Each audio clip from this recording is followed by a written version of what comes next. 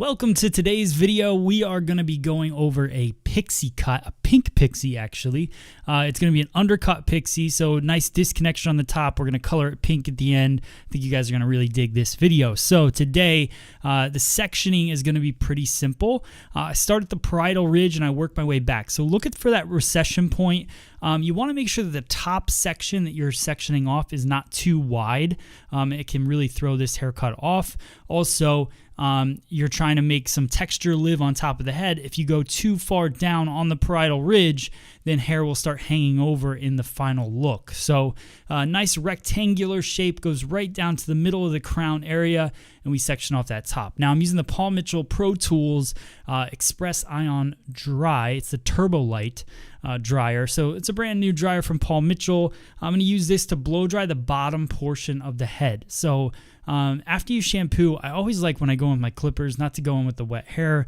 It just helps kind of get everything into the clipper better, and also keeps the hair nice and smooth and works out any cowlicks. So you just go through and you cut it really nice and all the hair is laying the right way. So I'm using my Andis cordless clipper, and I'm also using a 2-guard to start out, and that's really just to remove the bulk. It's also really where I want the hair to end at about the parietal ridge. So I start by just taking out all that bulk.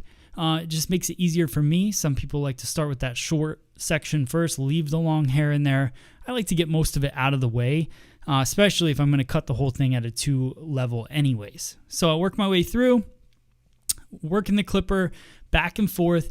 Key thing with using a clipper, guys, is just to make sure that you don't just go in one direction, because hair kind of does grow in multiple directions. Even though we do that blow dry to prep the hair, it's still good to go back and forth in different directions to make sure you get every little bit possible. Now I jump all the way down to the 0-guard, and this is a trick that I want you guys to try when you're working in the salon, especially if you're not a barber. I'm not making this video for barbers. If you are a hairdresser and you're not used to using clippers, going in using your highest clipper first, take the bulk out, then go in with your lowest clipper and draw your line around the head shape. This is something I've really been working on. I have had some barber friends come in and film some videos, so I learned some things. I really like working with my lower guard all the way, creating that line and really just drawing an outline of where I want the shadowing to be in the haircut. So we're going to do a lower fade, so I want the weight to kind of come down just at that occipital bone area, and then I clean the rest off at a 0-guard. Now this is Mary. I've done multiple cuts on Mary. You guys have watched them on YouTube for sure. She really wanted to go nice and short, showed me this really short haircut. So I thought it was really cool being able to go in and try out those fading techniques. So now I jump to a 1-guard, and that 1-guard is going to be fully open. So you'll still see a line following the ridge of the head, but you notice that line really hugs the head shape, and that's what you want, because you want to really accent what her head shape is. So I work my way through there, 1-guard fully open. You'll still see that line because we're going from a 0-guard to a 1-guard open. So there is going to be a little bit of shadowing in there. So I work my way through. Then I'm going to go in with my YS Park barbering comb. This is available on Free Salon Education. I believe it's the 2... Actually, I don't remember the number. But just look up barbering combs on Free Salon Education. You can see this one on there. I use this for my clipper over comb, so I completely close the blade on the clipper, and I go through and I just take away some of that shadowing with that. That's my personal preference. You could do it with a guard as well. So now, cleaning it up. I got this, picked this up at the last hair show I was at in Philadelphia, at the Andis booth. So I paid my own money for it. But I do really like this trimmer. So I like it. I like a T-trimmer for all the detail work. It cuts really nice. It's got lots of power, and it's cordless. I like working with cordless tools. So now I wet down the top of the head. This is where the haircut, to me, gets interesting, right? So, and this is where I think a lot of people have challenges. We're going to make a lot of movements on the top of the head. So really make sure you stay focused. Don't worry about pausing it, rewinding it, and really watching the sectioning that I'm taking. So this first section that I take it right at the crown, and then I comb everything down. This is really where that cowlick area is, and what I wanted to do is create a line. Now I'm trying to get a little more creative with this cut. So what I'm going to do is create a stationary guide. The haircut's going to flow to the right-hand side. So I'm taking diagonal forward partings and I'm over directing them to that stationary guide. And what that's going to do is but push more length towards the right ear, right? So you'll start to see that line kind of unfolding. So I just keep taking diagonal forward partings, bringing them over and cutting it in my fingers, palm to palm. So notice, I'm going to comb this out. Notice that line and the length, and it's just an asymmetrical line. It looks really cool on the head. And now I'm going to connect it almost like a U shape, and I'm going to start another stationary guide for the top part of the head. So that's what's cool about this cut, I think, because obviously if you comb everything over to this side, it's very heavy. But what I'm doing is I'm removing a ton of weight from the very back portion of the head, and I'm pushing all the weight to the front.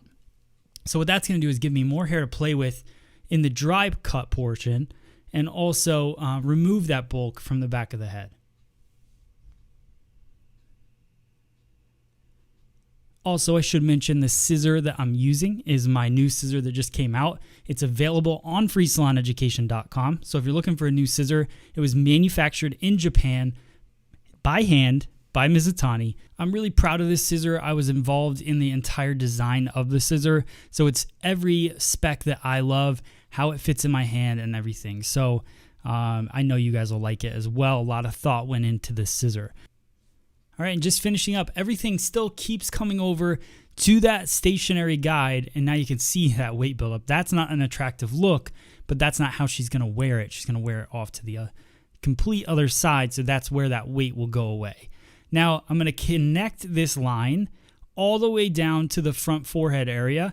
So I just comb everything over, and I keep bringing it over to me until I run out of hair so that there's no hair that will reach to this side. Now, doing this, if you think about it, I'm cutting it horizontally, so I'm really focused on that shape and how the angle is going to go from a horizontal line aspect. But when you look at this shape, if I would take the same exact thing vertically, it would be a very collapsed shape when it goes to fall to the other side, if that makes sense. So we're really collapsing the left-hand side of the head and pushing all that weight to the right-hand side of the head. So now I continue that line all the way across, over directing everything back and just connecting it together. And then from there, I've got my guide. And now we're working with the heavy part of the head. So that's why I say that this is interesting, because a lot of people just cut their line, then go into a ton of texturizing techniques, take out the bulk, but nothing really has a rhyme or reason to it. The reason I'm now elevating the hair is because this is the heavy side of the head. So I want to elevate it. I switched to a point cutting technique instead of blunt cutting because I want to add more texture and take out some more weight on the lines that I'm creating, and I'm over directing everything back. So I do that, I blow it dry, and then what I'm going to do is go in and color it, and then when I rinse out the color and I blow it dry one more time, then we'll go in and do our dry cutting technique. So we're using Paul Mitchell Pop XG. It's a fantasy color. I mixed pink and red and hot pink, and like I mixed tons of peach all together. We wanted to make a pink color that just was a little earthier looking. So it wasn't just like a really bright fantasy color. It was a little bit softer. So I think you guys will like the end result. So I just paint that on. That's fully scalp to ends, just painting it over the fact that she's already got blonde hair. So you want to make sure if you're going to do color like this, especially lighter pastel-y kind of colors on your guests, make sure that they're nice and light. They got to be at least a level 9 to really get the right effect. So Mary, we've been bleaching her hair for quite a while. She wanted to try something new, so the pink was kind of a nice fit. It also will fade out, so then it will fade out and also tone her hair, so you'll see. But check out that the kind of smokiness to it. I really love the movement and everything. And now I go and do some dry cutting techniques. Started out with point cutting because I really wanted to break up the lines that we created on the top. So we did some pretty blunt lines, over directing everything back to that stationary guide. So what point cutting does is just goes in and softens those lines. And then I go right across just above parietal ridge and I pull some of the hair down. This is hair that probably is going to fall off to the side, let's just say. So what I want to do is just soften that. So I comb it down and I work my scissor a half close and I just kind of take some teeth out of it or gaps. I just create air in that shape. And then I go in with Paul Mitchell Invisible Wear and I spray that in. It's a texture hairspray, so I create a ton of texture. It's got a slight, I'd say a medium hold, and then I go in with my iron. It's a Paul Mitchell Pro Tools smoothing iron. I go in and I just flip out some of those textured pieces to really show off the shape. Notice that the shape really follows her jawline and expands into the back, which really gives her a nice flattering shape to her head shape. So hope you guys liked the video. Remember, check out my scissor on freesaloneducation.com. Thank you guys so much for watching. If you have any questions, hit me up on social media, everything at Free Salon Education. Thanks for watching.